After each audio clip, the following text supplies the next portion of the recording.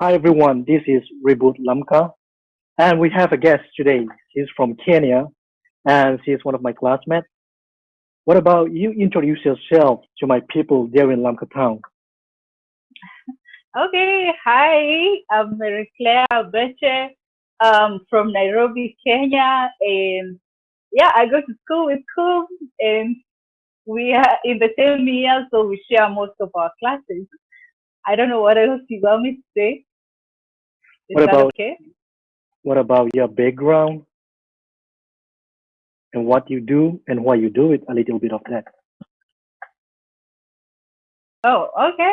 I'm in seminary. I'm a new Christian. I joined Christianity maybe 4 to 5 years ago.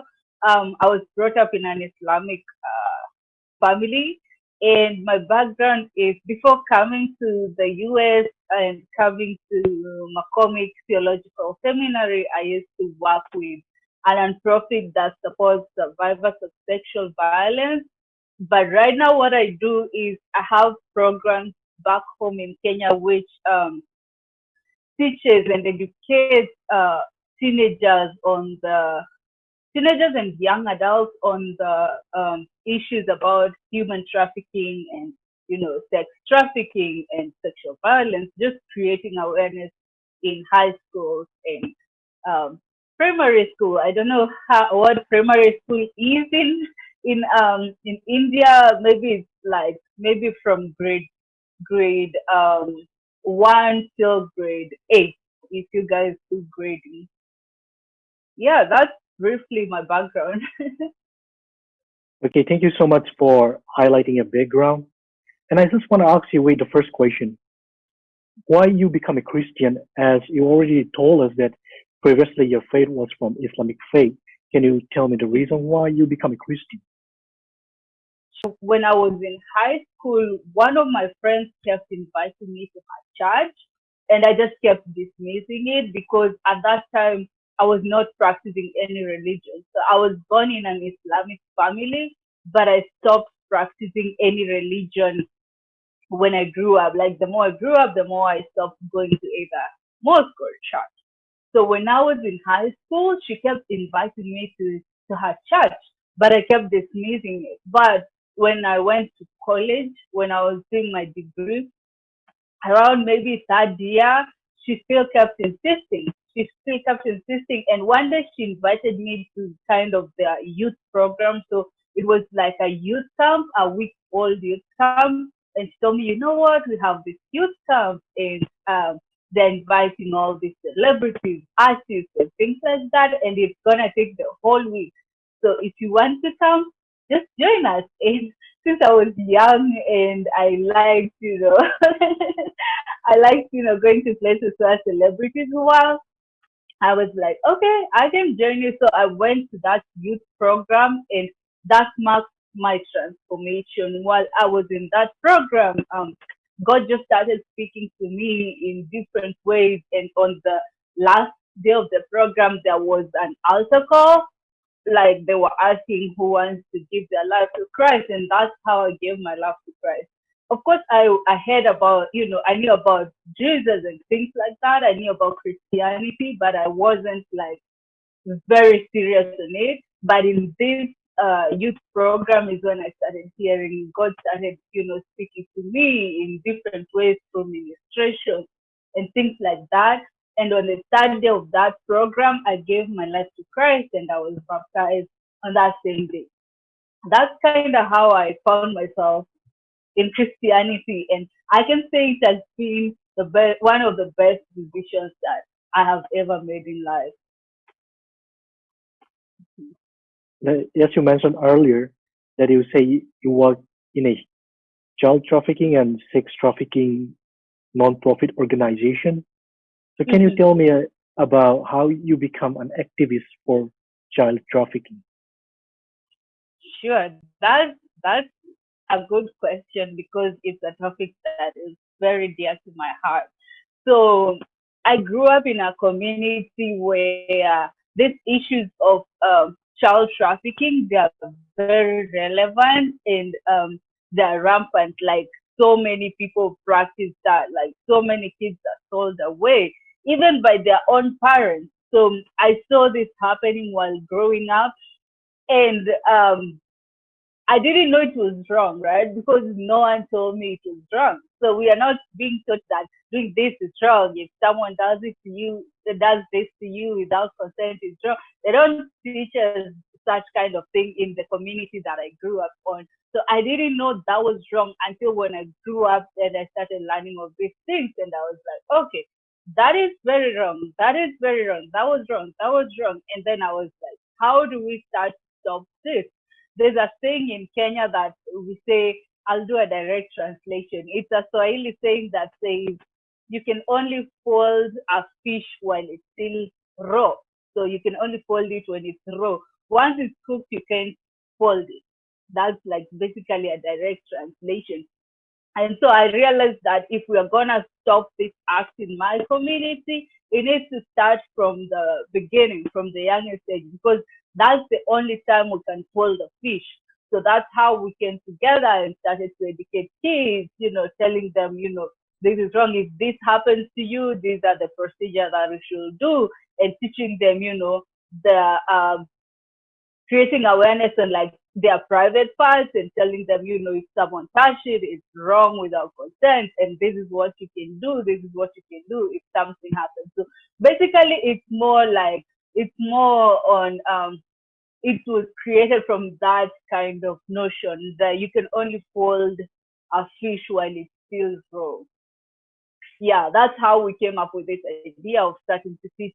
Because where I come from, these issues there, like it's more like normal.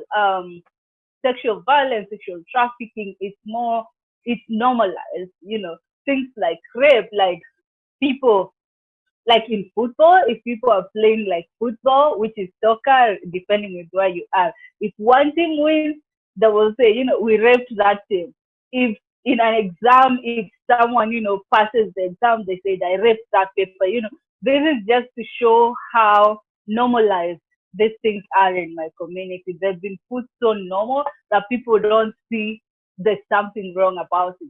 And it narrows down to culture, because culture says that a woman's job is to please a man. So we're being taught about that at a very tender age, that when men do it, they don't see as it's wrong because culture says we are supposed to protect, we are supposed to, submit to the man. So when they do it, they don't see as if it's wrong. So it all narrows down to the culture that I've been immersed in, to the culture that I have grown up to, and that's how when I grew up and I started, educating myself and attending conferences and noticing that this is wrong, this is not how it's supposed to be, and that's how the idea started to develop. And not forgetting that I know so many people who have been trafficked. I know so many people, my friends, our family. I know so many people who've gone through it, and just the urge to help them is also another biggest factor that contributed towards, starting um, such a thing. It really made me very curious about the person that gone through a child trafficking and at the same time having gone through sex, sexual trafficking. Can you tell me some of the trauma that they go through, which is very harmful for a very young girl? When we say trauma varies from one individual to another, right? The way one thing affects me is not the way it's going to affect someone else. So if you're going to speak about trauma, that is more of an individual to individual basis.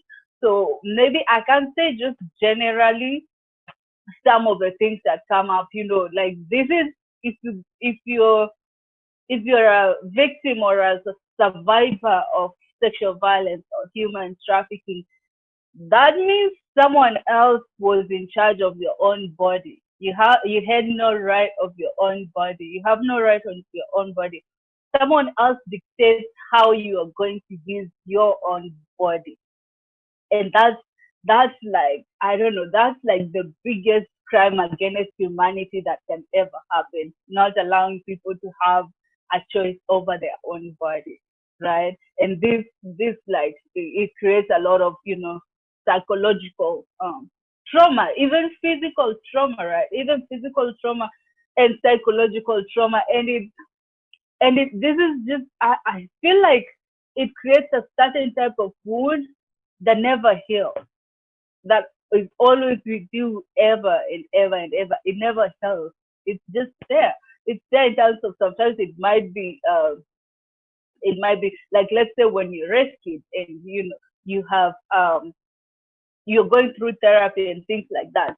So sometimes it becomes dormant. It's there, but it's dormant. And then you hear something that, about human trafficking, or you see someone who is a survivor and things like it triggers your wound and it comes out again. So that just to show that these are some of crime against humanity which stays with you forever, forever. And so I don't know. And again, as I said, it varies from person to person. But just generally, that is a crime against humanity, and it can, it creates a wound within you that goes with you everywhere you go and everywhere you are. If you don't mind, can you share me some of the story that you listen to when you do this social activist work for a trafficking, like a person's story? If you don't want to mention the name, I'm okay with it. But for the audience, just to make them understand that this is a very injustice things to do. hmm Yeah, so I've had several stories, and I can just generalize. Some stories are, I'll say some of the cases that we've worked with. Some of the cases that we've worked with are like maybe a 6-year-old child brought up in a very poor family, and the mother. So in Kenya, we have like locally brewed beer. We call it traditional beer, right? And it's always like very dangerous because some people even die out of drinking it, and it's cheap. So people who go there is people who want to drink and they don't have money because it's very, very cheap.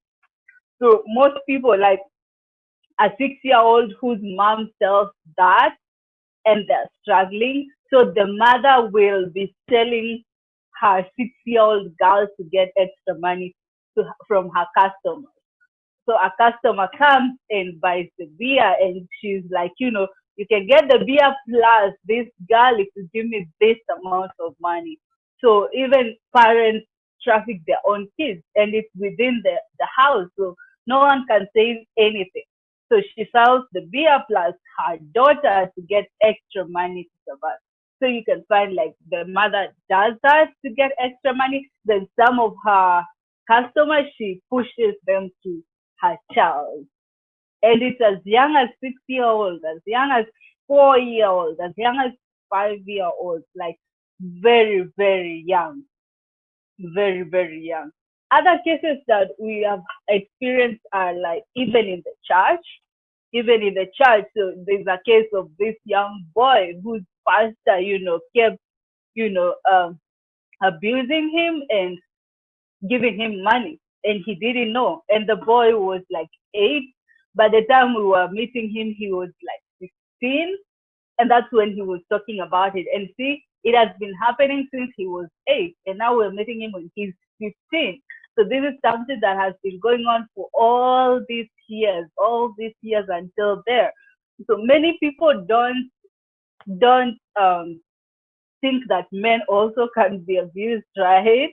So this is just to show that even men go through this. It's not only girls, even men go through this. And for them, the society doesn't let them speak out. So they don't speak out and they end up even hurting even more. So just to say that the issue of human trafficking or sexual violence is not only a female thing. Of course, it affects women more because we speak out more and things like that. But even men do go through.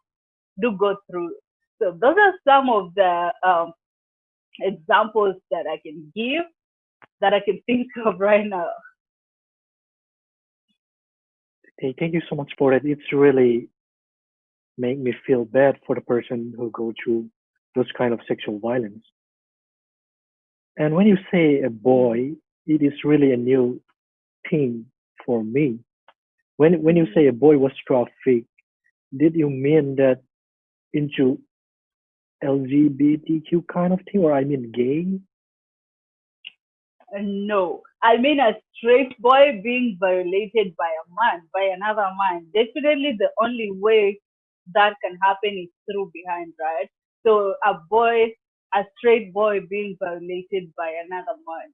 Probably the man is gay, I don't know, but maybe the man is gay. I can't speak on the side of the perpetrators because, I don't know and I don't want to hear, but I will only speak on the side of the survivor or the victim. Probably the perpetrator is gay, but then they abuse this straight child who doesn't even understand what is going on, who doesn't even know, this is not supposed to happen to me, yeah, and things like that. So, This will be a very eye-opening for my own people back there, especially in my tribe, because we don't want to talk much about this kind of sexual things. We keep things like that as a taboo, and we make it so silent that the victim don't have the chance to speak. As you know, I also mhm, work in a schools, and sometimes when I give counseling, some of the teenagers have been abused, but I don't have the right to mhm, speak. That is what they were saying.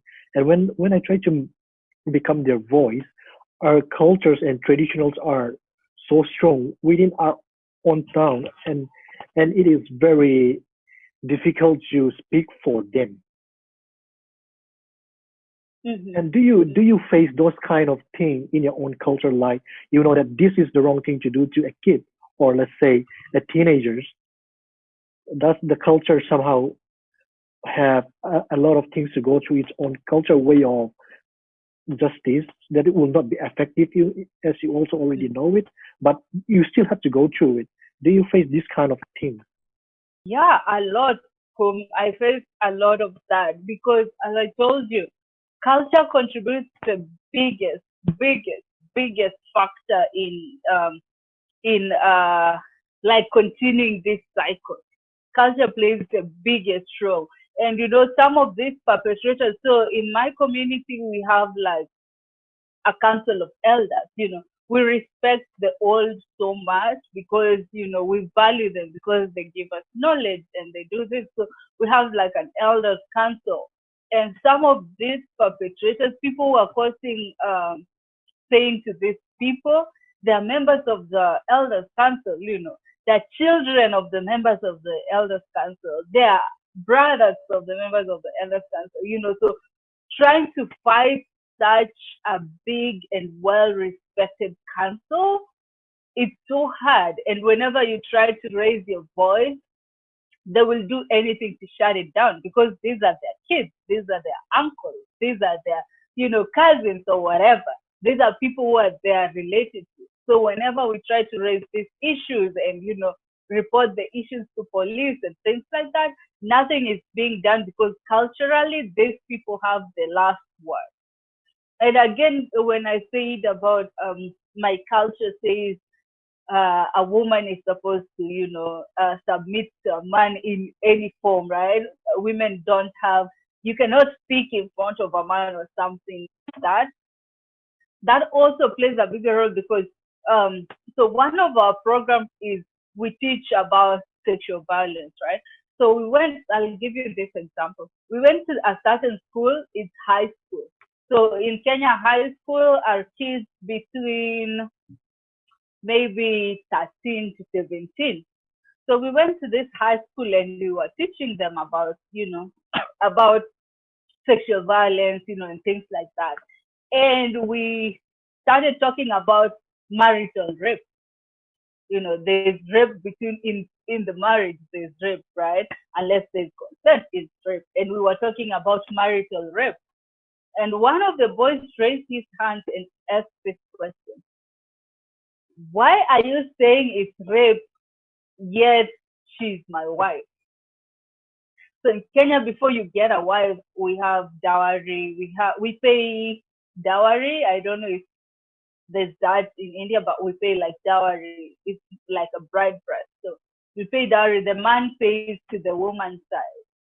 So many people think that once I pay dowry, it's like I'm buying her, right? So things like that. So he was like, why are you calling it rape when I have paid for her when she's my wife? That just shows the level of cultural involvement in this. Just because she's your wife, you can't rape her. Just because she's your family, you can't rape her and things like that. You are like entitled to that, right? You are entitled because she's your wife. And that's where parents come in. They think they're entitled to their children's body because they're their parents. And they end up selling their kids to these men just for like very little money, like I don't know, $1 or like yeah, like $1 or like 50 cents. I'm speaking in terms of dollars. So it's like very little money because the parents feel like the mother feel like she's entitled to the child's body, right? She has the right to say or do whatever she wants with her child's body because she's the mother. See, culture plays the biggest role in these issues when it comes to my context. And it's so sad because, I value my culture so much. I respect my culture not unless it's hurting someone else. But the most innocent kind of cultures, I value them and I respect them so much. And I feel so much hurt or pain when I have to speak about my culture in a negative way because I know that these are some of the things which will take years and years before people change, right? It will take years before you convince someone that this is wrong because that's what we've been doing since forever, since our ancestors and things like that. So it's so hard to change such things, but yeah, they're still happening. That's the sad truth.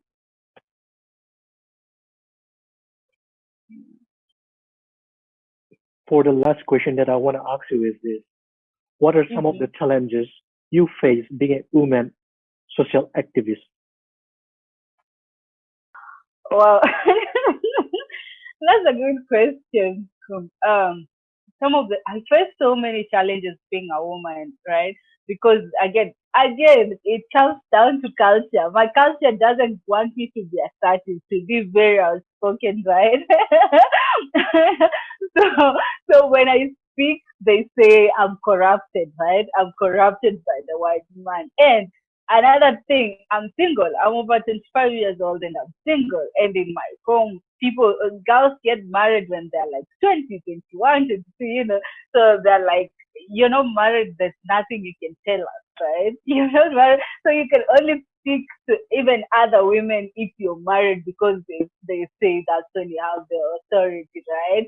And the more educated you are, the more people don't want to like, the more men are scared to be attached to you. So I faced so many challenges in terms of I can't speak in front of people. It's like I can speak, but it's like it's really hard to convince people because I'm a woman. They take more orders from men than from women, so it's really hard for me to speak out and to do things like that.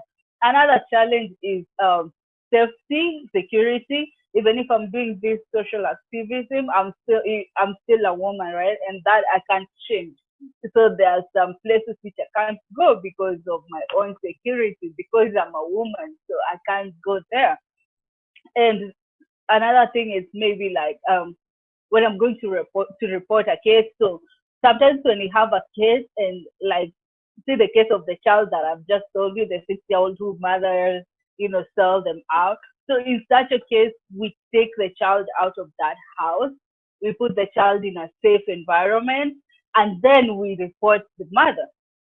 So in such a situation, I have to go with the man to report because no police will listen to me. Again, because I'm a woman. So our culture diminishes women so much that we have to struggle, we have to fight extra hard to get equal opportunities as men.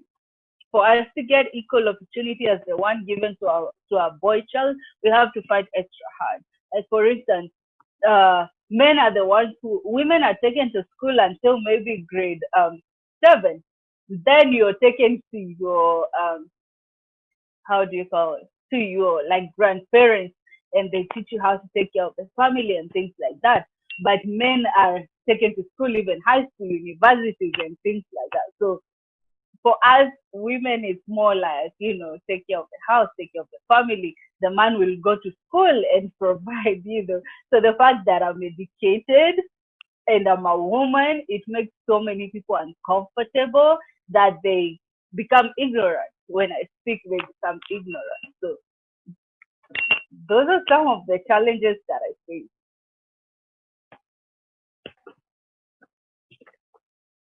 Even though it is very interesting to discuss on and on, but sometimes time doesn't permit us to go on.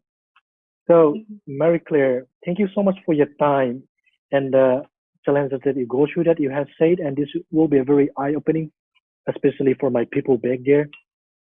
And thank you so much for everything. Asante. Karibu.